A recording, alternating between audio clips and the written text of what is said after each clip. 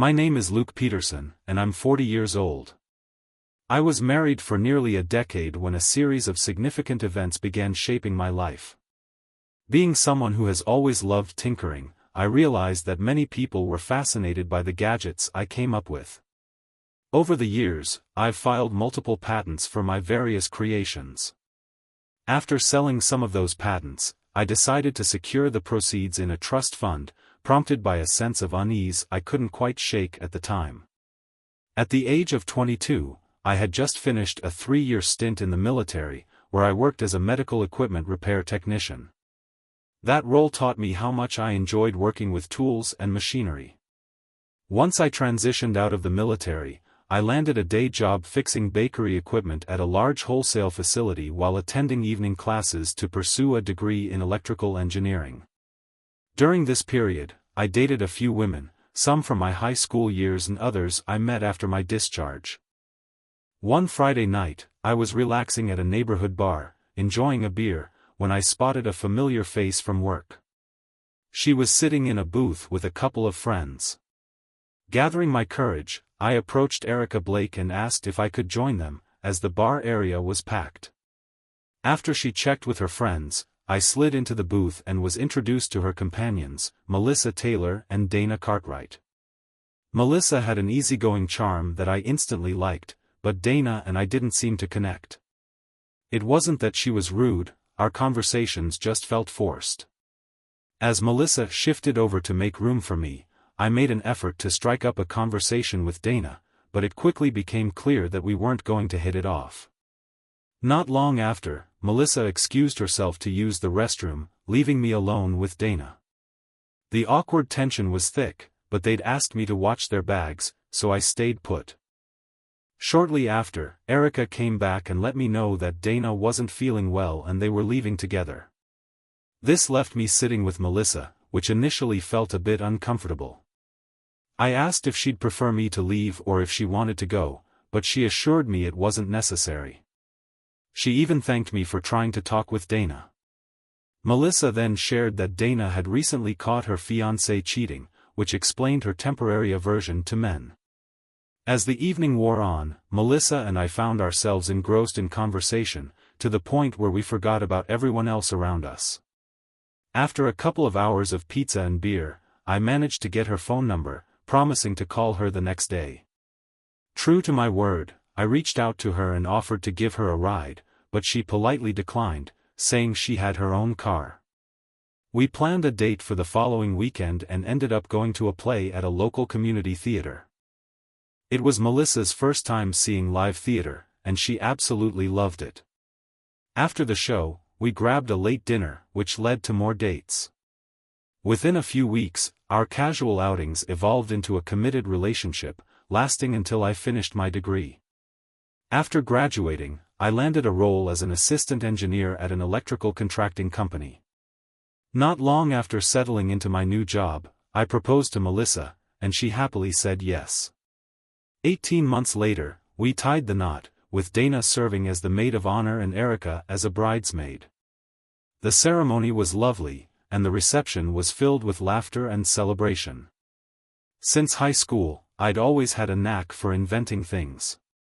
Over time, I secured patents for bakery and restaurant equipment that gained significant traction in the market. To manage these inventions, I started my own business while continuing to work as a construction electrical engineer. All the income from my inventions went straight into a business account, allowing me to maintain a financial buffer that was exclusively mine. Through my company, I even managed to quietly purchase the home we were renting. For about 2 years, everything seemed to be going incredibly well. I was promoted to lead engineer on a major construction project, which felt like a significant milestone. Meanwhile, Melissa was focused on advancing her own career, and together, we tackled every opportunity that came our way. But then, something unsettling struck me. I realized I might need to help her confront her own unresolved struggles. Without that confrontation, I feared we'd both remain stuck. That night, I told my mom goodnight and headed to bed, trying to process my thoughts. The following day, while I was at the construction site, 2 detectives showed up asking to speak with me. They explained they were investigating a burglary that had occurred at my home the night before. Their description left me stunned.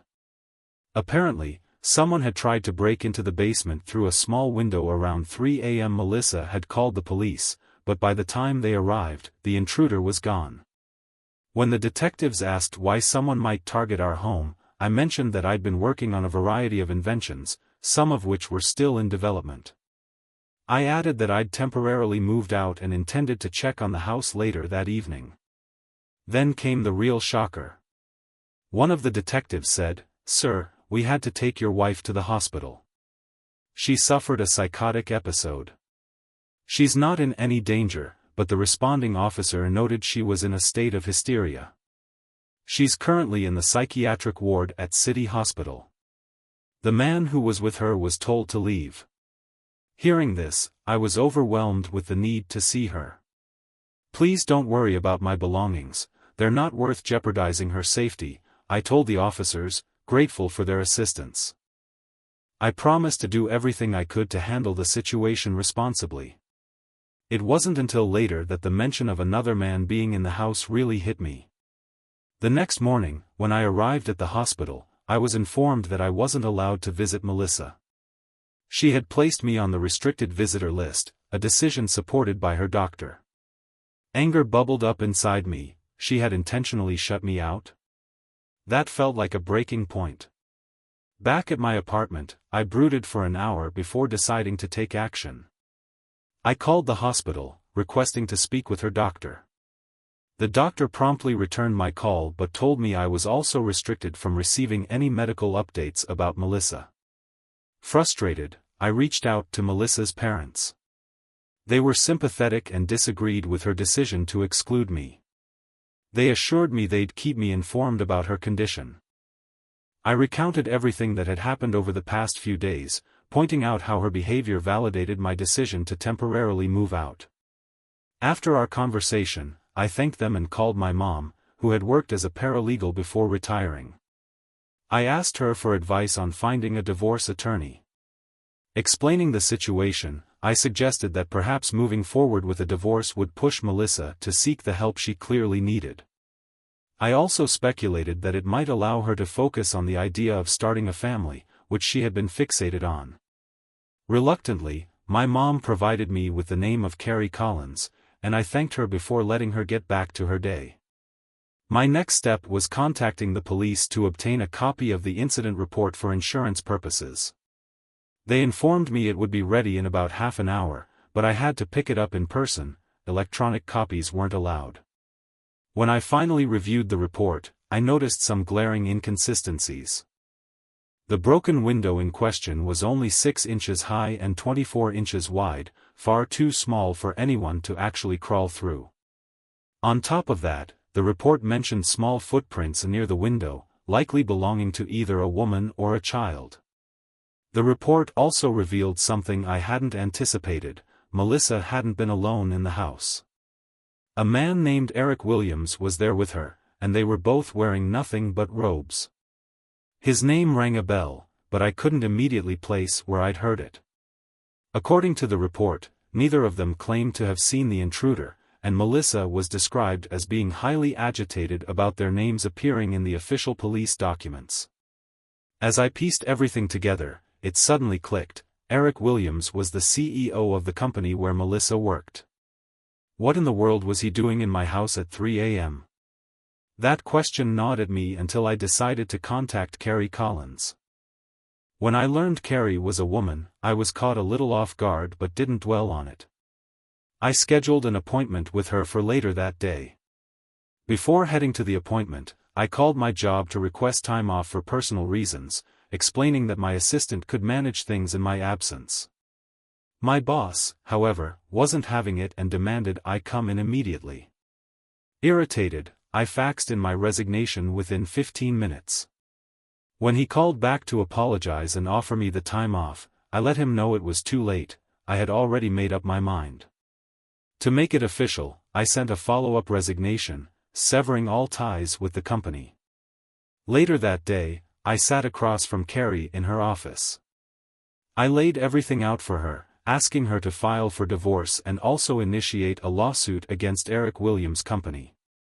Additionally, I asked about serving an eviction notice to Melissa, as the home we were living in was owned by my patent marketing company, leaving her with no legal claim to it.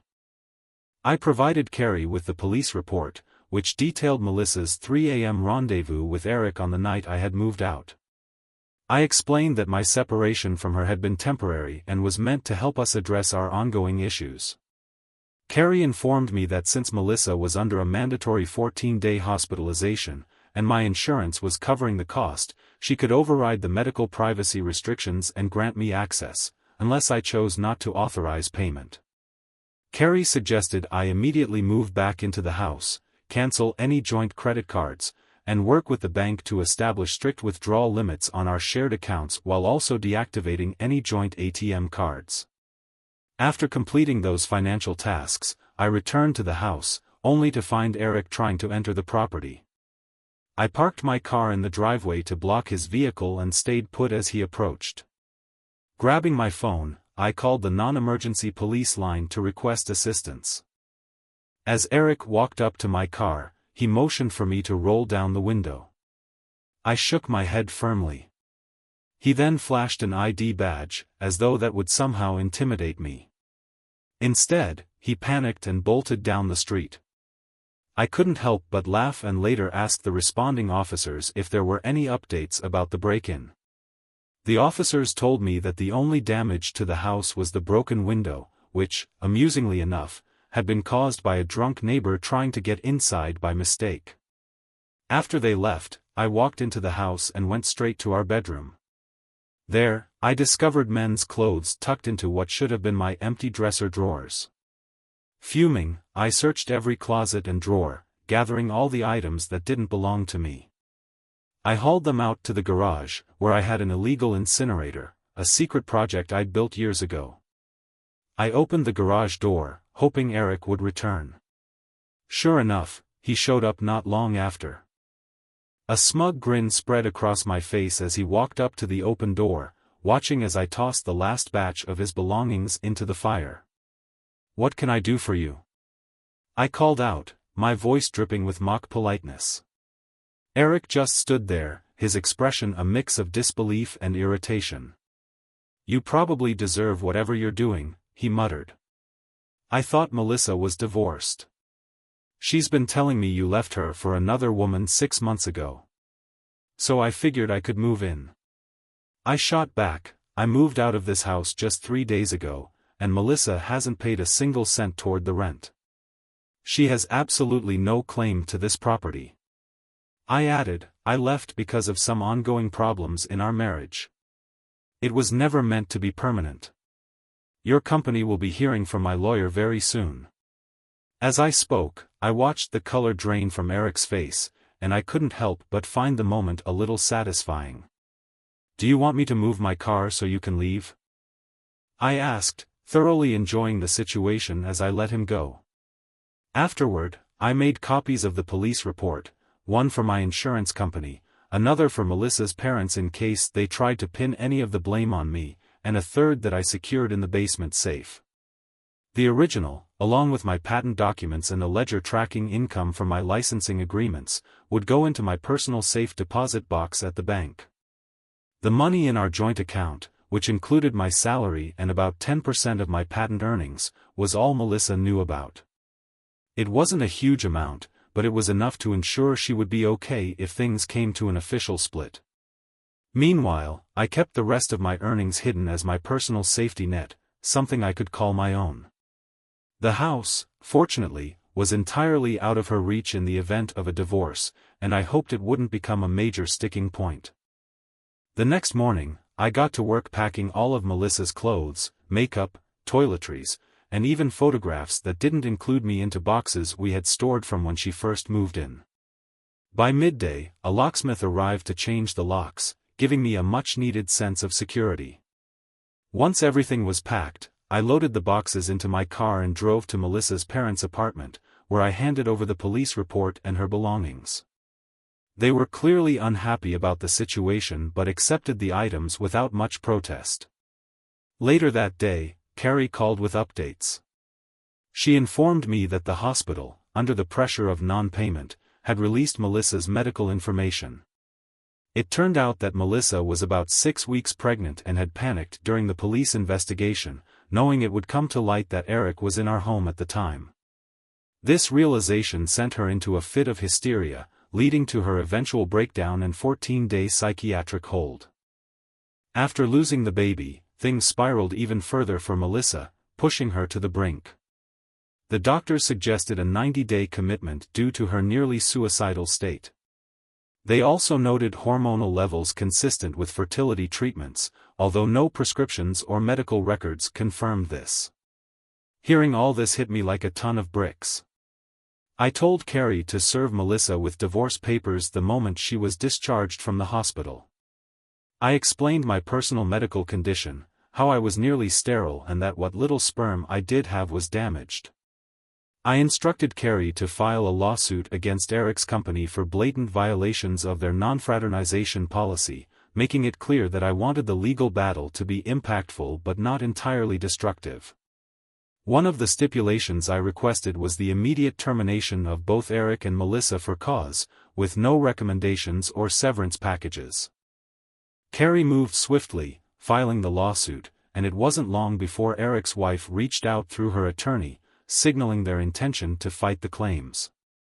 Carrie reassured me we had solid evidence of misconduct from both Eric and Melissa. She chose not to disclose Melissa's pregnancy but leaned heavily on the police report that documented Eric's presence in my home during the early morning hours. The opposing attorney claimed they would consult with their client and follow up with us. Carrie speculated that once they reviewed the police report, they would likely advise settling. As expected, when the lawyers reconvened, an agreement was reached. I walked away with a substantial financial settlement, and both Eric and Melissa were fired from their jobs.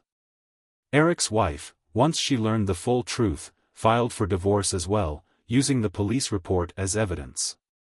The fallout from their actions rippled far beyond my own life. Eric had apparently told Melissa that he was visiting a client's site that night to get an early start on work. I learned this from one of Melissa's colleagues, who was privy to the situation. Amazingly, Melissa managed to leave the hospital before her 90-day commitment papers could be processed. Fate intervened, however, as she was served with the divorce papers on the sidewalk just outside the hospital. After that moment, she disappeared from my life completely. For over a year, I didn't hear a word from her. When she finally resurfaced, it came in the form of signed divorce papers. Strangely, she didn't ask for anything from our marriage, not even the portion of assets she was entitled to. Roughly 15 months after the divorce was finalized, I received a letter postmarked from a small town in Montana. It was from Melissa. The letter was an apology, plain and simple. She didn't share any details about her life after the divorce. Instead, it was a heartfelt acknowledgement of the pain she had caused me. Coincidentally, the day after I received Melissa's apology, I heard about Eric's downfall. He had crossed the wrong person, a mobster whose wife he'd seduced while in New York. The mobster didn't take it lightly, and Eric ended up on the wrong end of a baseball bat. Despite everything, I found myself feeling a twinge of sympathy for him. But in the end, his actions had finally caught up with him, just as they had with Melissa. And that, my friends, wraps up today's story.